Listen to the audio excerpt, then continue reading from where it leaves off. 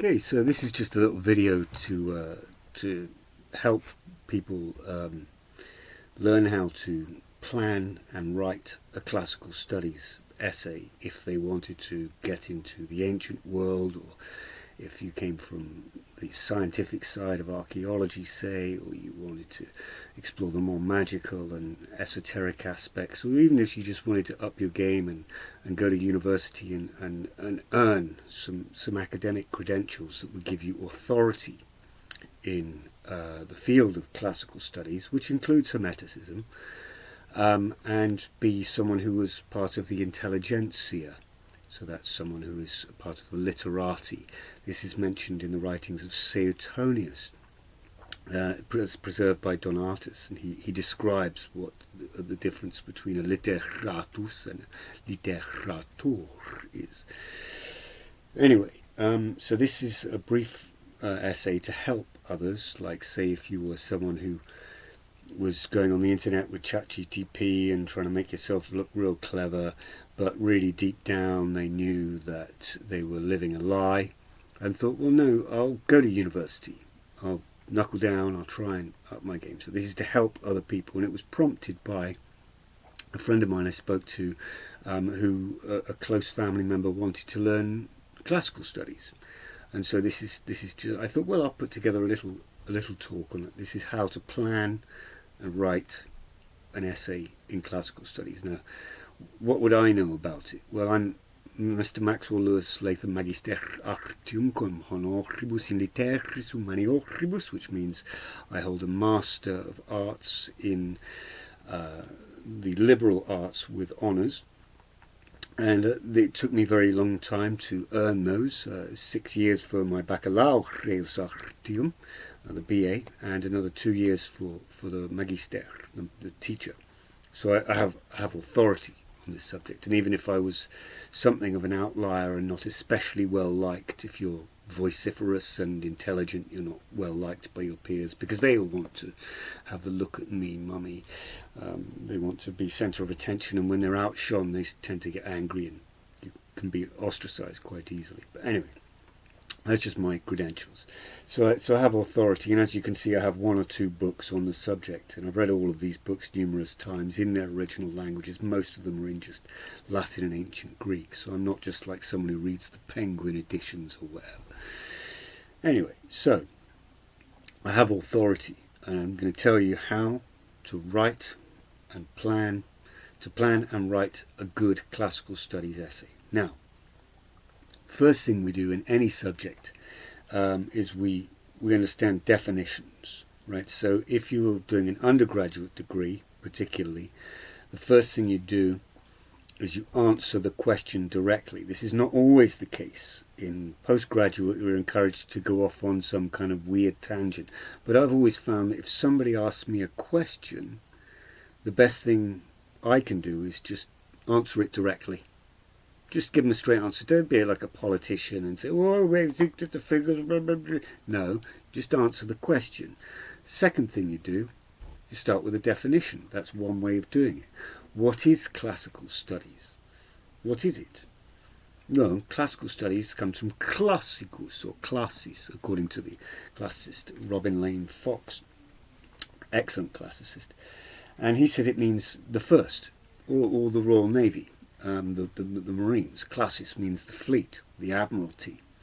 And nowadays it's more like the kind of intellectual elite than the Navy, but really it's the Navy in charge in Britain. The admiralty are in charge in Britain, and that's the way it should be. So that's what classical studies mean. What does archaeology mean? Well, archaeology comes from the ancient Greek, and it means like arche is like ancient. It means old or former times, and then logos has over 30 or 40 different definitions, but it can mean like kind of a narrative or a story or a myth or a fable or a history or even the word of God in later Christian texts. So it means kind of to talk about ancient things, and that definition comes from Phil Perkins, who is a very good academic and archaeologist. And that was on A251 World Archaeology, which is now an obsolete module. And the first thing you learn in classical studies is the meaning of classical studies or the meaning of archaeology. But this is not always the best way to start an essay. Another tutor of mine, Dr. David Noy, he said it's best to start with an inscription. So, if you're writing a classical studies essay, it's a good idea, I've found, and I've had good results with this, to start with an inscription.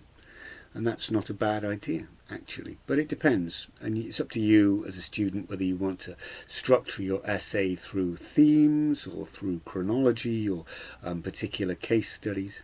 The way the Open University do it and the way they write modules is they zoom out and they contextualize the thing. So they give you a broad stroke and then they hone in and they zoom in on a case study, like one inscription or one section of one text, and then take it apart, much like Cambridge University do when they do their editions, their critical editions. Now, what about sources, treatment of sources? Well, one of my other teachers, Dr. Neil Hall, he used to come into the classroom and after spouting some ancient Greek of Sappho or Ovid's Latin, just off on the flex, in nova fert animas mutatas dicere formas, he would just spout Latin. He's amazing. And he would say, primary sources are the very essence of classical studies. I shall never tire of stating that maximum. So he would come in and say, primary sources are the essence of classical studies. Now, why does Neil Hall say this, and what's so important about this? Well, when I was studying A330 philosophy and mythology with him, I would look through the Cambridge histories, and I would find the Cambridge Companions, and I would find a scholar that mentions a source, and I would accredit that scholar because I was very concerned about plagiarism. I thought, well, no, I've stumbled across a scholar that's pointed me to this source, so I must accredit that scholar out of respect. And Neil Hall said, no, Max, no, just go straight to the jugular. Go straight to the primary source and look at that in its original language. And if you need further support, like, say, archaeological evidence, numismatic evidence, epigraphic evidence, then you use a secondary source if you need to back it up with even more. But really, primary sources are the essence of classical studies. Now, what is a primary source? A primary source is an inscription or a text or a coin or a piece of art history from that time, sometimes later. And it's generally the trend within classical studies to use sources which are as close to that time period and place as possible, usually within only 100 years, a couple of 100 years. However, there is some leeway because some sources are so fragmentary and some periods of history are so poorly chronicled that one is reliant upon later authors such as the Ante-Nicene Christian Fathers or the Byzantine Suda or very many other things like fragments or epitomes which are difficult, or even scholia. So it's a very deep subject, classical studies. So we're just going to recap and what you do when you want to write an essay. Well, the first thing you're going to do is you're going to plan the essay. Now, the best way I found to plan an essay is to use some methodology I found while studying law. And it's almost a scientific methodology. And I've brought it up on my screen so I can fire it back to you. And what you do is you use something called PEEL, which is you make a point, and that point is clear in each paragraph. You then use evidence to back up your point, so that's your primary source or sources. You then evaluate the evidence and the point, or you evaluate the point using the evidence, and then you link, you signpost it on the conclusion to finish off the paragraph, and you do each paragraph like this. So make a point, provide evidence, evaluate the point using that evidence, and link. PEEL, P-E-E-L. Okay. So that's the first thing you do. Your plan for each chapter should be an introduction, and this is the purpose of the chapter. This is the structure of the chapter, and it summarizes the main argument. Then you have the main body, and that's paragraph 1. usually background and context. Paragraph 2, definition or definitions. Paragraph 3, this is the meat of the essay, and that's you discuss the issue, and that's when you start using Peel. Make a clear point, back it up with evidence, evaluate that evidence, and always, always, always signpost, so everything flows seamlessly, logically, from one to the other. That's how we do it. And you keep doing those paragraphs until you get to the conclusion, which is a summary of key points made and the overall argument, directly answering the question, and you never introduce new material in the conclusion. Moreover, in accordance with the scientific method, even if you're writing an arts essay, it doesn't matter, you have to re-evaluate your own ideas constantly. So don't just go into the essay with a presupposed hypothesis without any evidence and then try and shoehorn the argument like a sophist or a lawyer to win the argument because you want to reinforce your own worldview. That's called confirmation bias. What we do as classicists and as archaeologists, as scientists, is we constantly challenge our own views. So we find new pieces of evidence, new materials that will support or refute our argument. And if you find something that challenges your worldview, say it. And so you have a balanced, nuanced argument. And all academic papers have to be balanced. They have to be nuanced. They cannot just be that you already know the outcome before you've written the essay. You do research, you do investigation, you look for sources, and as you read more sources, you will find things that alter your worldview. And really, the conclusion should mirror what's said in the introduction, but with the addition of this new evidence. So your argument will be based upon the evidence at hand. No blue sky thinking, no pushing the envelope. You just base it on what evidence this is. Now, Dr. Gina May, another great classicist, wonderful scholar of ancient Greek, she compares that law study, and that was Dr. Lynn Sugden who did that methodology. She compares primary evidence, she said primary sources are evidence, whereas secondary sources are hearsay. And that is very true. Primary sources hold a lot more weight. However, you can find things like archaeology in some secondary sources. Also theory, which is very fashionable nowadays. I tend to confine myself to the primary sources because I find that it has more authority, simply because of what Gina said, that primary sources are like evidence, forensic evidence for something in the ancient world. They are the works of Homer himself. Whereas somebody writing about Homer, almost 3,000 years later, is kind of theory. Homer may have thought that, Homer may not have thought that. Whereas if you look at the original text of the Iliad or the Odyssey, that's going to give you a much clearer idea about what Homer was saying rather than someone else talking about Homer.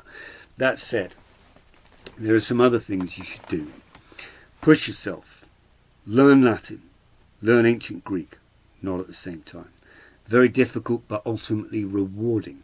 It's like Hesiod said in his Works and Days, the easy path is easy, and the route to Avernus, it is easy. It is easy. But the hard path, if you choose the difficult path, even though it's tough going at first, it gets easier, and when you hit the top of the mountain, you get a beautiful view, and that's what you get. So if you learn Latin and ancient Greek, the way you can write an essay becomes a lot easier because you have access to what are called commentaries. Commentaries are designed only for people that are part of the intelligentsia. The intelligentsia are people that speak Latin and ancient Greek, and no one who does not understand either Latin or ancient Greek, preferably both, is part of the intelligentsia. They may pretend that they are to make themselves look clever and use AI and say, oh, aren't I clever? But unless you have a piece of paper from a university saying this person has qualified as a Latin scholar, they have no authority, and no one in any academic circles anywhere on the planet will ever take them seriously. it is true, and this is held true for a very long time, even in Elizabethan England. If you didn't understand Latin and you didn't understand ancient Greek, you were basically not part of the intelligentsia, and Latin is far more intelligent, far more important than ancient Greek, because that's our tradition. Ancient Greek's like the Orient's tradition, but it's still just as important because in the ancient world they were also bilingual. So Cicero was bilingual, Pliny the Younger was bilingual, Pliny the Elder was bilingual. Even Julius Caesar spoke Koine Greek according to the writings of Cassius Dio. Anyway, I'm digressing. So, planning the essay, use the Peel methodology. So that's point, evidence, explanation, link. Link is signpost. The other one you want, the little acronym, apart from Peel, is prompt. So prompt was originally written by Phil Perkins in his module A251, World Archaeology, beautiful module, now obsolete. But then it was regurgitated by this woman called EJ, who basically pretended as though she came up with it, and she didn't. And she just copied Phil, and now it's all accredited to her. And prompt is presentation. First of all, the information has to be presented properly. Relevance is got to be directly relevant to the work at hand. Objectivity, so it has to be objective. It cannot be subjective like Quora or Wikipedia or whatever. It has to be a bona fides academic essay or piece of literature by qualified personnel, not just conjecture by an amateur. Method, this is not really that applicable, but is the methodology they use sound, or is it flawed in some way? And last of all, provenance. Where did it come from? In what temporal and spatial context? Is it from Oxford or Cambridge University? Is it from the University of Paris? Is it from Yale University? Is it from the University of Texas? Another great classical studies department. Not many people know that. These are the things that are important. There are many classical departments around the world. There's some amazing universities. Even in New Zealand, you go to theoi.com. A fantastic database of in English of mythological sources. Anyway, so prompt, presentation, relevance, objectivity, method, provenance. Write those down. Pause the video, go back, write those down. Same with the Peel. This is how you structure an essay. You could get a book like this. You could get writing history essays, a student's guide. I bought that when I was an undergraduate about 13 years ago, 14 years ago. It served me well on A200. That's medieval history. So, just to summarise then, what you want to do when you want to write a classical studies essay is, first of all, you answer the question directly. Second of all, you make a brief definition about the subject that you're going to tackle in the essay and outline what the objective of the essay is. And this has to be succinct, keep it tight. Then you use the methodology which I mentioned from Lynn Sugden, which is you do the introduction, the main body of paragraph 1 of some background context, keep that brief. The definition, you keep that brief, and then the paragraph 3 has to be discuss the issue, point, evidence, evaluate, link. Paragraph 4, point, evidence, evaluate, link, keep blah blah blah until you get to the conclusion, which is a summary of the key points made. It draws together all of the salient points, including any new evidence you may have stumbled across. Another thing I will say when writing a classical studies essay is very important. It's knowing what to leave out. It's not knowing what to put in. You'll find in your reading, if you read 1 or 2 books, like I read a couple of books, you may have noticed, it's knowing which one of these books to leave out. It's not knowing what to put in, because you're going to find a lot of evidence usually. And so it's better to use a handful of sources that really reinforce and hammer your point home, rather than what I did, which is I was accused of using a scattergun approach, which is I find loads of evidence and go and just spray them with as much evidence as I possibly could. This is because I read some other classical studies essay, and I'm not going to say who she is, I'm not going to say who the author is, because she's done some other amazing work and it would dilute her, and she's also really senior. And anyway, I just read this essay that I bought this book. It cost me about 40 quid. I've got it up there. And her essay was terrible. It was just terrible. It had like 2 primary sources in an essay that was 50 pages long, and neither of those were translated by herself, and they didn't really add anything to the value. And I thought, well, crikey, I can do better than that. So I just find as many primary sources as possible and cram them in like a sandwich. No, don't do that. Use 1 or 2 or 3 apposite or really relevant sources to reinforce your point, rather than 50 or 60 just because it has some tenuous connection. And also helps whoever's marking it. So what some tutors will do is they'll go straight to the bibliography, and they'll say, oh, he's used this source, he's used this source, he's used this source. And a lot of them are lazy. They also have 100 other essays to mark that evening, so they're not going to be able to look up every single little thing. Some of them, if they're like me, they probably will, because they'll enjoy looking stuff up and go, oh, that's interesting, I haven't read that before. And they will learn. But others won't. So just be careful. And there's also a really annoying thing in academia with the bibliography. Is that they only really accept things that have got the right title. So if you've found an essay which really helps reinforce your point, but the title of the essay doesn't accord with their worldview, which is they say, oh, but the title of the essay has nothing to do with what we're researching, and you can't find that citation anywhere else, just don't put any evidence in. Because I found that if you use evidence that has got a name of an essay which they don't like, they go, oh, that's not relevant. They haven't opened the essay, and they haven't gone to the page of that academic paper and gone, oh, wow, that's really relevant. They've just looked at the title, because they're lazy, and they've got 100 other essays, and they don't want to waste time on looking every little thing up. So that's really important. So yeah, that's about it. That's how to plan and write a classical studies essay. Remember, it is best to learn your Latin and your ancient Greek. Another reason for this is because when you're reading the Penguin editions, I met a scholar from the University of Exeter. Fucking terrible university. They say it's probably the best university in the world. It's fucking shit. It's a shit university. Why is the University of Exeter shit?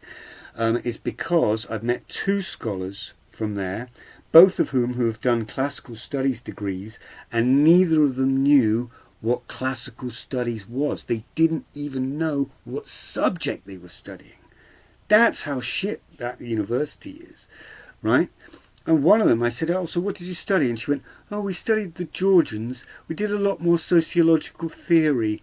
And it's like, what the fuck are they teaching? They're not teaching primary sources in the original ancient Greek in context, reinforced by recent scholarship.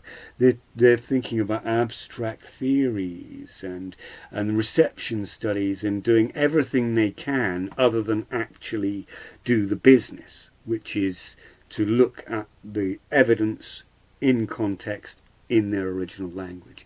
So I don't rate Exeter as a university, period. I don't, because that's twice now I've met scholars from there, and they haven't even known what the subject of classical studies is. So what the hell are they teaching them? I mean, at the Open University, when you study classics or archaeology, the first thing they do is they tell you what it means. Not just in English, but in Latin and ancient Greek, where these things come from. But that's fairly common in universities. I've even seen that in some Ivy League universities. But anyway, so that's important. And another thing about the University of Exeter, probably the shittest university in the world, is that both of these students would use Penguin editions or the Oxford World Classics. And that's not the Oxford Critical editions, what are called the Oxford Blues. That's Oxford Blues. See, well, that's an old Oxford Blue. That's like an 1800s Oxford Blue, and that's, as you can see, that's all just has the apparatus criticus. This is a new Oxford Blue, right? So this is Apuleius's Metamorphoses. As you can see, there's loads of apparatus criticus there, which is the different manuscript. So I'm not talking about these, which are like very expensive, very difficult to read editions. I mean Oxford World Classics, like this. It's a great book, Cathy Edwards' translation of Suetonius. So in a lot of these, they won't actually tell you where you are in the text, or they will only tell you very roughly. So when you're citing the text as an assignment, you'll probably use what's called the author-date style of referencing. That's the Harvard style. It's the standard for humanities essays. I'm just going to put these back because these are very precious.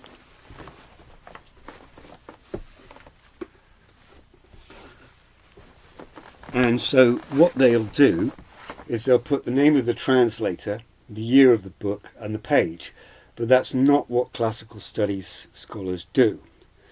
What you have to do is you put Suetonius, comma, then in italics, Divine Augustus or Divine Caesar or whatever it is, usually just Octavian or Caesar, and then the number of the paragraph.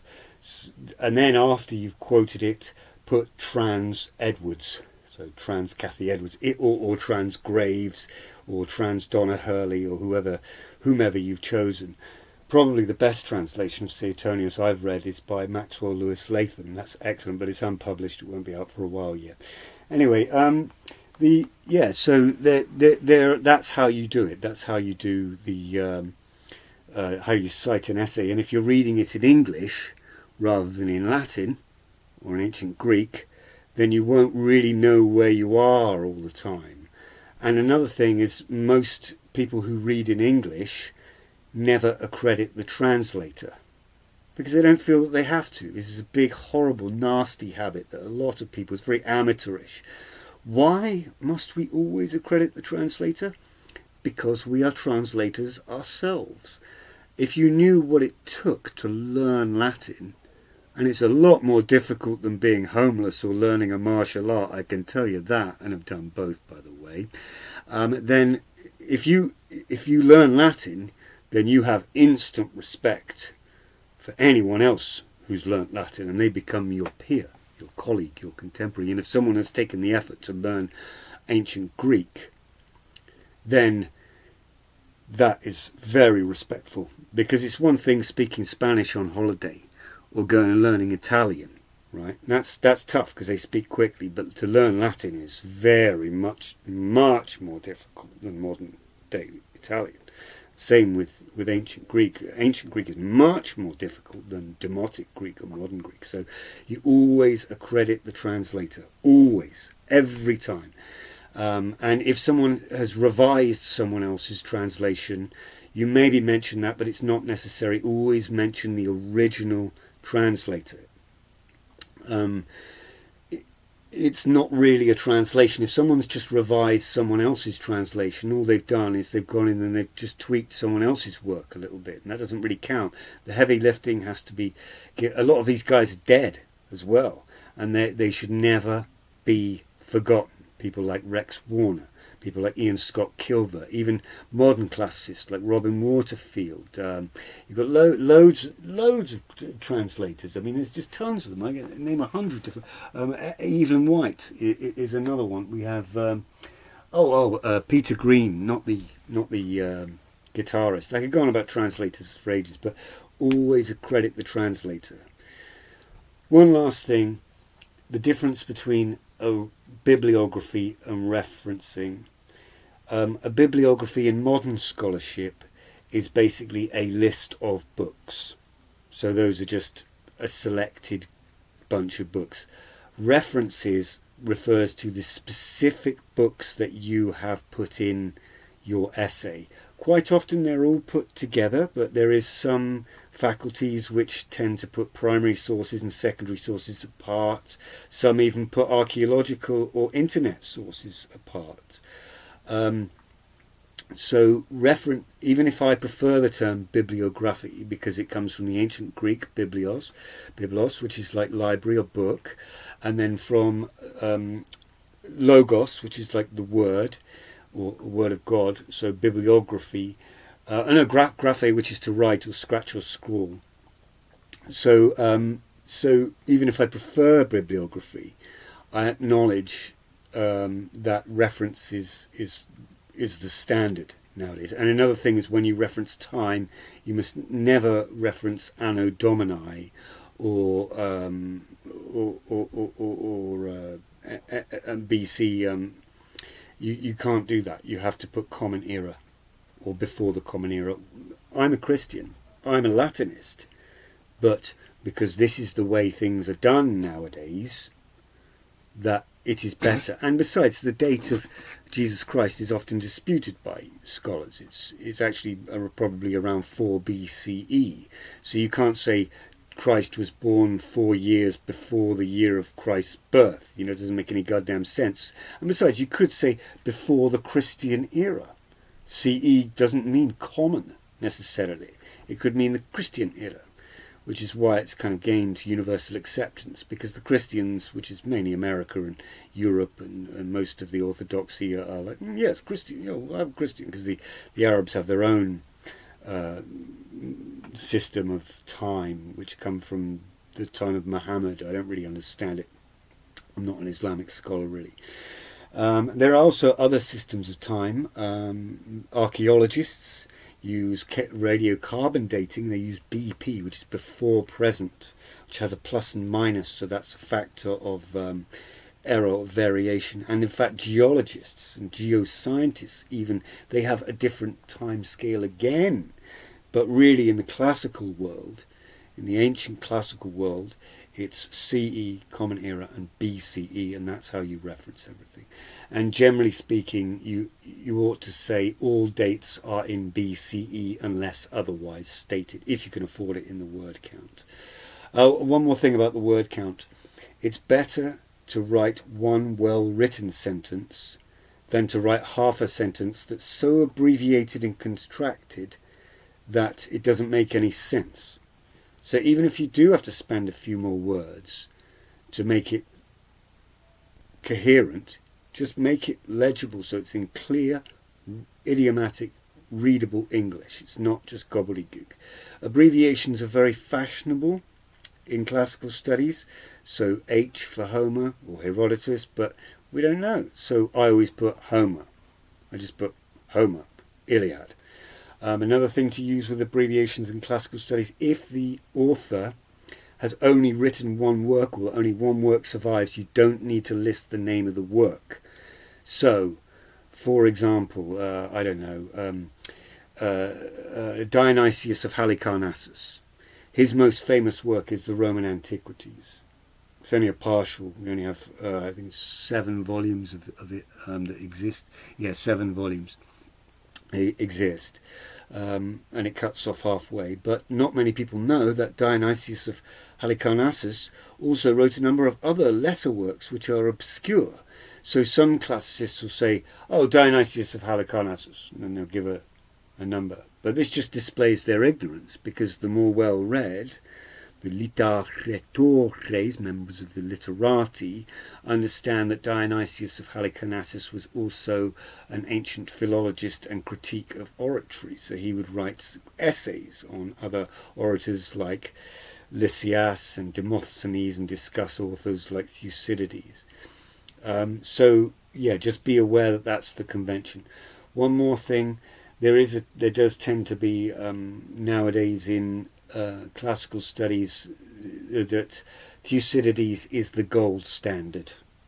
He is the gold standard. He doesn't tend to exaggerate as many of the other classical authors do. If you read, say, Arrian, and you look at the figures for the casualties in Alexander the Great's campaign that come from Ptolemy, they tend to be inflated, as highlighted by Robin Lane Fox and others. Whereas Thucydides tends to be very more down to earth and realistic, and he would get credible eyewitnesses. But he's also very pro-Athenian, and some inscriptions have actually contradicted some elements of what he said, but he's generally thought to be more reliable and more scientific than any other classical author from antiquity.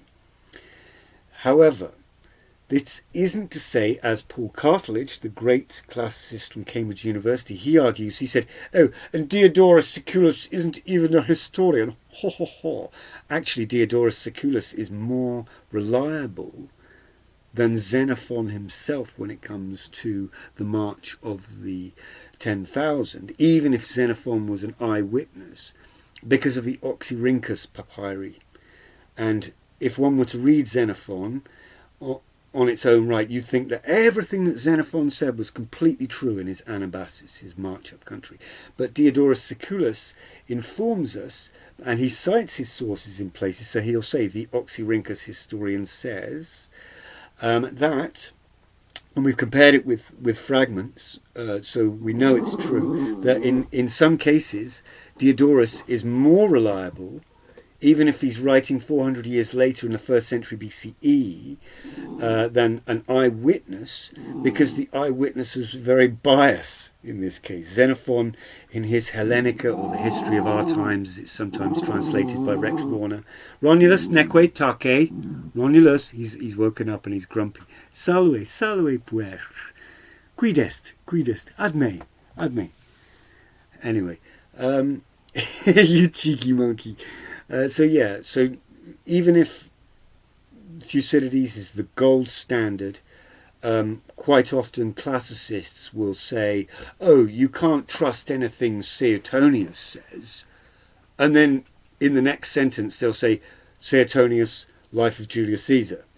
Or they'll say, oh, you can't trust anything Diodorus Siculus says, or Plutarch's not history, when in fact they are very useful quite often. Not always, because they do have a tendency to exaggerate, and they're not as reliable as an eyewitness account like Thucydides or Xenophon, particularly Thucydides.